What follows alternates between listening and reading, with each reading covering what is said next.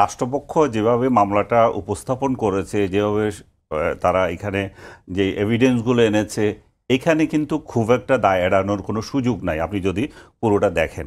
কিন্তু যে এটা সমালোচনা হচ্ছে সেটা হচ্ছে যে রাষ্ট্র এই মামলাটা পরিচালনা করার জন্য উপদেষ্টা হিসাবে নিয়োগ দিয়েছিল টমি কিডম্যানকে, এমন একটা বিখ্যাত আইনজীবী, তাকে এখানে এনেছে এবং তার রায়, যে ইংরেজিতে রায় লিখেছে, এটা পড়তে গিয়ে দেখছেন যে আপনি মানে বিচারকদেরও মানে হতে যাচ্ছে, দাঁত ভেঙে যাচ্ছে, শব্দটা না বলে আমরা অন্য একটা বলি, কঠিন হয়ে যাচ্ছিল। তো সেই জায়গায় বুঝতে হবে যে টমি কিডম্যান কিন্তু তার দায়িত্ব খুব ভালোভাবে পালন করেছে। কিন্তু রাষ্ট্র কি দেখে, যখন পলাতক কেউ থাকে তার জন্য রাষ্ট্র নিজ উদ্যোগে একজন আইনজীবী নিয়োগ করে, যে এবং রাষ্ট্র আইনজীবী শেষ করতে দেন আমাকে। তো এখন সেটা তো তাহলে কোথায় আপনি সরকারের নিজের জন্য নিজে নিয়ে আসলেন আপনি টমি কিডম্যানকে, আর আমার জন্য দিলেন কোনো একজনকে যাকে কেউ চিনেও না, যার কোনো অতীত ইতিহাসও এমন কোনো বিখ্যাত কিছু না। এবং আমার জন্য যখন আপনি আরেকজন উকিল আসছেন পান্না সাহেব, তখন আপনি পান্না সাহেবকে বলতেছেন যে ট্রেন মিস হয়ে গেছে, সময়ের ব্যবধান ছিল। হ্যাঁ, আপনি যা কিছু বলতে পারেন, আমি বাস্তবতাটা বলতেছি। আপনি বলছেন মিস হয়ে গেল। পৃথিবীর অন্যান্য দেশগুলোতে আমরা কি দেখি, আমরা দেখি যে রাষ্ট্রপক্ষ খেয়াল করে যদি কোনো দুর্বল হয়, আর্গুমেন্ট থাকে, তারা তখন নিজেদের উদ্যোগী হয়ে এই লোককে সরিয়ে আরও কঠিন একজনকে দেবে, কারণ রাষ্ট্রপক্ষ চায় যে এখানে তার পক্ষের তো কেউ না, সে আইনজীবী ছাড়া পুরো মামলায় আর কোনো দুর্বল মানে আইনজীবী নিয়োগের ছাড়া।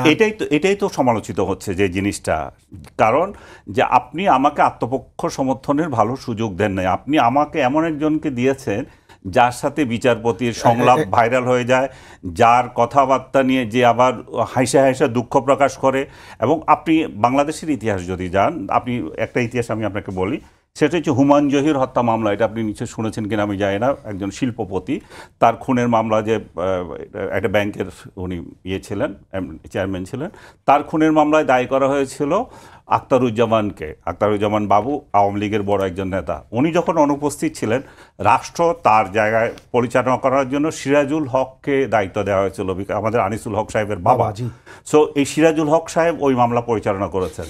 তো আপনি যদি চিন্তা করেন কোথায় কিডম্যান আর কোথায় এই ভদ্রলোক আখতারুজ্জামান নাকি ওনার নাম, যিনি তাকে দিলেন, যে এই জায়গায় দুর্বলতাটা রয়ে গেছে। এবং এটাকেই উপলক্ষ করে শেষ করতে দেন, এটাতেই উপলক্ষ করে যে পরবর্তী পর্যায়ে যেটা হবে, রাষ্ট্রকে এই যারা বিবাদী পক্ষ ছিল তারা দায়ী করবে যে এই মামলা যথাযথভাবে পরিচালনা করা হয় নাই, এটা আবার ট্রায়ালে যাওয়ার জন্য। এবং এই সুযোগটা রাষ্ট্র করে দিয়েছে।